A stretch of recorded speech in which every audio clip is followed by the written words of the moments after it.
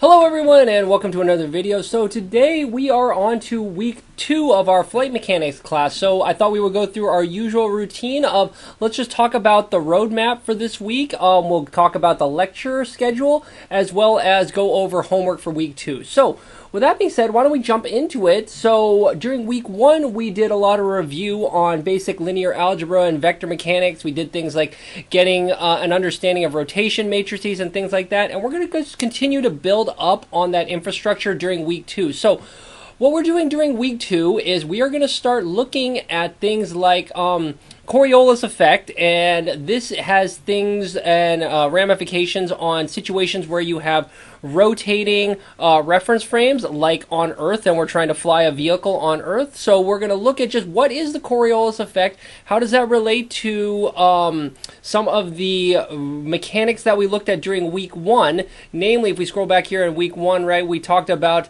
the idea of the equation of Coriolis. So now during week 2, I just want to take a look at the physical demonstration of how this manifests itself here on Earth or on any other type of rotating reference frame.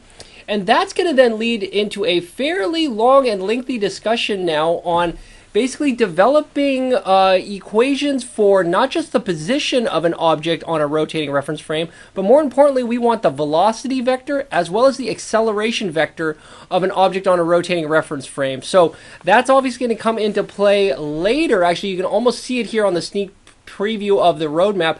Down when we start talking about getting equations of motion, we're going to probably need to formulate something that looks like F equals ma, right? That's basically Newton's second law.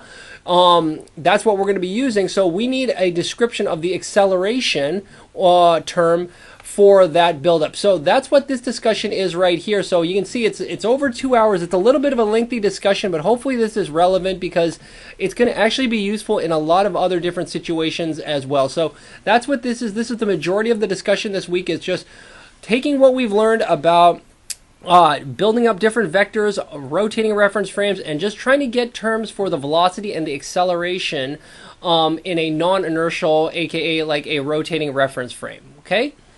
That's going to tell part of the story. We also now need to start talking about keeping track of the attitude of our aircraft, namely the orientation or the angular translation of how this aircraft or this object, how is it roll, pitched, and yawed in this frame. Okay, so this is going to have a discussion now, and we want to introduce it right now and talk about what's known as the Euler angles and the Euler rotation sequence. This is also sometimes referred to, we're going to see, as a direction cosine matrix. So we're going to develop the idea of a direction cosine matrix and explore its properties in this lecture. And then I have just got a really short other video talking about maybe alternative formulations and forms of this direction cosine matrix. Okay. So again, these last two are talking, sorry, let me try to highlight that a little bit more cleanly. These last two are talking about the attitude of the aircraft. We're going to continue that discussion. You can kind of see during week 3, but we'll talk about that next week. So what we've got here is our roadmap for week 2. So there's basically 4 videos and 4 modules. It's just the flight mechanics 5, 6, 7, and then 7B, which is basically a small supplement to flight mechanics 7. So that's the roadmap of where we're going and the topics for week 2. But let's jump over here to the other side of the screen and look at homework number 2 and see how this maps over to some of these topics. So this first one is more of a thought experiment. You don't really need to be writing too many equations or actually any equations for that matter.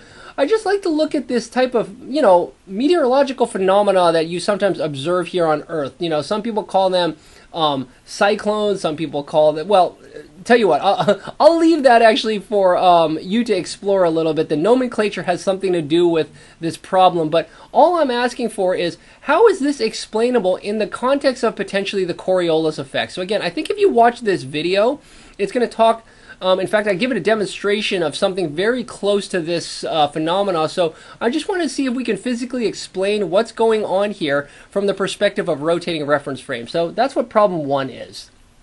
Okay, problem number 2 is looking at some of these different frames. So I'd like to look at a Earth-centered, Earth-fixed frame. So it has a very specific definition, as you can kind of see here. It's basically a frame that's, as the name implies, it's centered at the origin of Earth and it's fixed to Earth. So it rotates with Earth. Now, when we start talking about Euler angles in this lecture down here, we're going to be talking about this thing called the local vehicle carried. Sometimes it's called the northeast down frame. And again, I'll let you read through this description. It's got a very specific definition of what this frame is, where its origin is, how is it oriented, all that kind of stuff.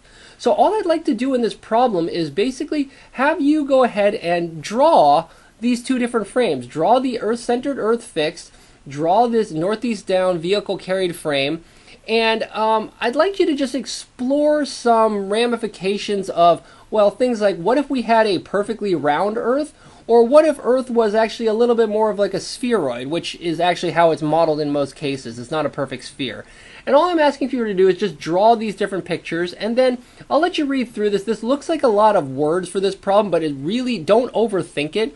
This next part is just looking at, can you come up with a transformation between Earth-centered, Earth-fixed, and the vehicle-carried northeast down frame in some specific situations. So again, I think this might make more sense if we just read through this, and maybe we'll come talk about this at office hours next week, and that might be a little bit of an easier way to tackle this problem.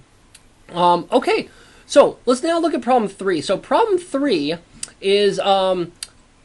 again, don't overthink this. This is actually looking at just how do you model dynamic systems. So very classically, we've looked at mass spring dampers that can translate in one dimension, right? This is your classic example that you'll get in your undergraduate dynamics or introduction to control theory class or mechatronics class, where you want to model a mass hooked up to a spring, hooked up to a damper, right? And what I'm asking for is if that mass can only move in one dimension, like horizontally, how many states do you need to represent or to build that system, right? I think you'll see that the answer is, it's usually 2. You need the position and the velocity, right? Well, what if it had more than 1 degree of freedom? Like, for example, like in this picture, what if in addition to being able to translate horizontally, it could translate vertically, right? If you have additional degrees of freedom, now how many states do you need to describe this system? And then what happens if you could also rotate in addition to translating? How would you think about modeling this? How many states would you need in this case? So again, this is a little bit more of a thought experiment, because eventually, what if we had a full 6 degree of freedom aircraft that could translate in 3 directions and rotate in 3 degrees of freedom as well? In fact, again, to kind of get your whet your appetite a little bit, this is basically what we're going to be developing down here in week 4. So I would just like to start thinking about this during week 2, and we're going to start building up the analysis and just the thoughts about how to eventually get to a full 6 degree of freedom aircraft. Really, it's just a more complicated version of a mass spring damper system that can translate now in 3 dimensions and rotate in 3 dimensions. So that's all I'm asking for in problem 3. It's really, you shouldn't have to be writing down a ton of equations or deriving anything. It's mostly just thinking about it. Okay, and then problem 4, this is a little bit more of just a mathematical problem. We're going to start talking about linear systems. In fact, I'm sure you've heard about linear systems over and over and over, right? We like to talk about, oh, this system's linear, this is not, this transformation's linear, this one's not. What does that actually mean, right? If you remember, there's a very specific definition of what it means to be linear for a particular transformation or a particular function. It has to pass these 2 tests of homogeneity and additivity. So I just would like us to get a little bit of experience of, well, how about if I give you a bunch of these different functions or transformations? Are these linear, right? Just basically run it through these 2 tests and see if you can prove to yourself that some are linear, some are not, right?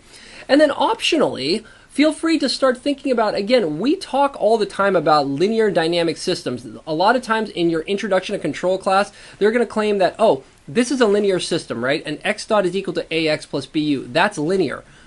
Well, have we ever stopped to think, why do we call this linear? In the context of homogeneity and additivity, what does this mean for this system down here to be linear? So if you want, feel free to think about this and put that analysis in. But again, this is an optional problem. It's not going to be scored.